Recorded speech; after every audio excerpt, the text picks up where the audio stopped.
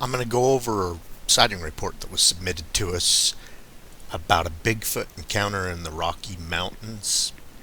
It was a treasure hunter that encountered a Bigfoot.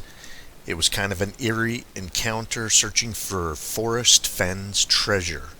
Here goes his report. Josh Wickham writes RMSO. My very first reaction was quietly whispering to myself, WTF is that? Is that a beagle?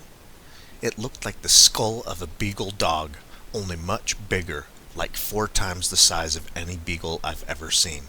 But nonetheless, I saw something for sure.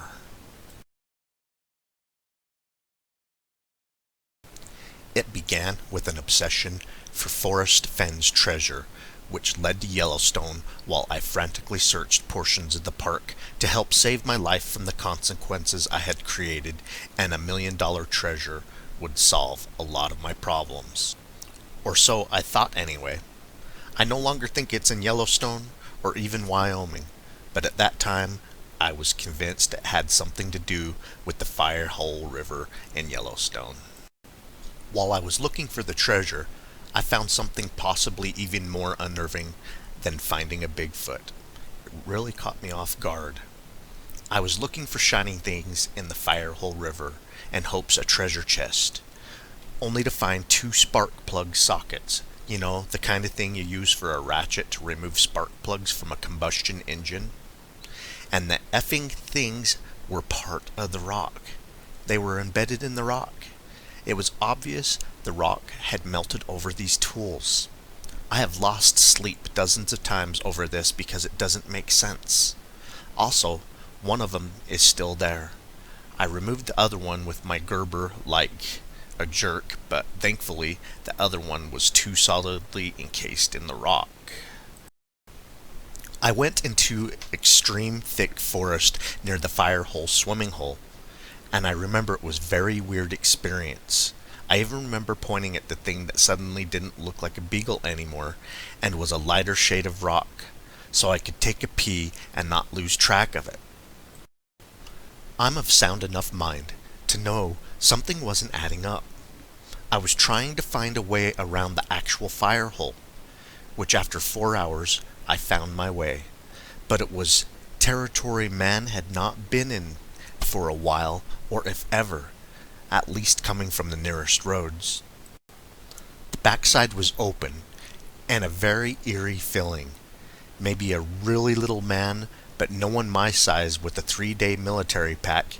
I'm a former cavalry scout with the U.S. Army, by the way, and I know my stuff when it comes to land navigation because of military experience and many experiences before and after.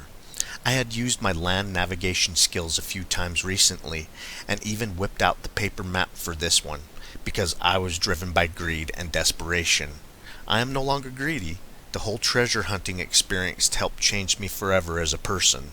But anyway, when I was walking around the fire hole, I found many dozens of foam flip-flops on both sides of the river. It was extremely eerie, and I think I'm probably one of the only ones to ever see them, because I was in parts of Yellowstone no one in their right mind would go. I went to go pee, and when I looked up, the all-black rock seemed to morph into something else, and I was like, WTF. So I took a step in each direction while keeping my eyes on the spot, and nothing resembling what I saw was in sight.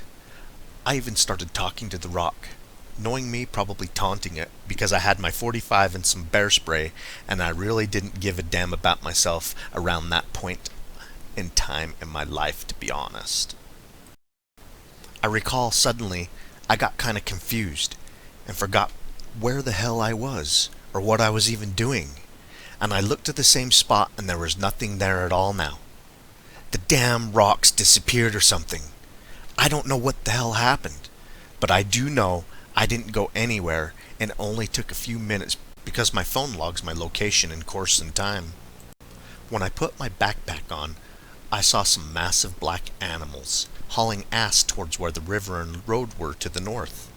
They were moving faster than I've ever seen a bear run on video or anything, which is really, really fast, and I became very nervous and worried, and kind of terrified, never hunting alone again. For years when I talked about this, it was some sort of bear or moose or something because I just didn't know what I had seen. And when I heard the description some of the people gave of Bigfoot, I thought to myself, OMFG, that's what I saw. A family of Bigfoot. I got out of there. I headed back to my truck. It took me till later on that night when I finally got to my truck. I was scared out of my wits, and it was almost 3 a.m. before I got to the east side of the park, and I was hauling some serious ass, like 90. I saw something that was like 15 feet tall, barely make it across the road as I was hauling ass around the corner. I never knew what that was either, and had always assumed it was a very big moose or something on its way to Tagwati Pass. I got a $300 speeding ticket only a few minutes after seeing the giant animal cross the road. I don't truly know what I experienced, but the thing makes most sense would be a Bigfoot. I'm hoping to find a video of them in many hours of GoPro footage, but I don't have much time right now as I am back in school to get my degree before the GI Bill runs out. Josh Weekum. Hi Josh, thanks for sending us your Bigfoot sighting. We spend a lot of time in some of the areas that you think you may have spotted Bigfoot. You think you saw a family of them running down near the Firehole River. The area we're in is a Bigfoot sighting hotspot. Just on the BFRO website alone, there are a dozen Bigfoot sightings in and around the area you were in. So it's a great area for Bigfoot. For all of you watching the video, if you want to see the report that Josh submitted to us, I'll provide a link to that in our blog. Down in the description of this video, that link will be there, and you guys can read the report and get a more accurate telling of it from Josh's writing. Justin Meyer, he comments on the blog post that Josh sent us, and this is what he says. I'm from Wyoming, and I grew up hearing stories about the Riverman that roams the Wind River between Du Bois and Riverton, right through the reservation. In 1996, I finally got to see one behind some trees on the south side of the Wind, and within 1,000 feet from where the Little Big Winds meet. I also heard stories of Sasquatch being in and around Yellowstone, including all the way east to Slide Rock, all the way up to Red Lodge, Montana.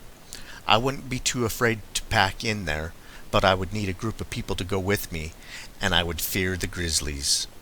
I live in Springfield, Missouri now. We have them here too, but Wyoming is calling me back, so maybe someday I can return myself.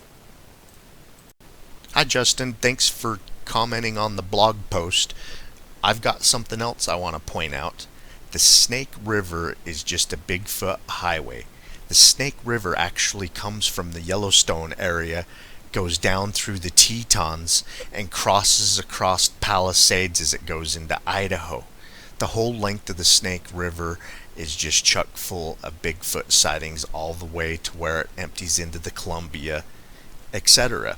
So the Bigfoot may be following the Wind River, but also follows the Snake River, and the Snake River comes in and out of this area. So a great highway for animals and Bigfoot that gives them the resources they need to travel. Such a great report in the area that a treasure hunter running into the Bigfoot. Gotta love it. I hope you guys enjoyed this video. Keep on watching. We're going to keep on squatching.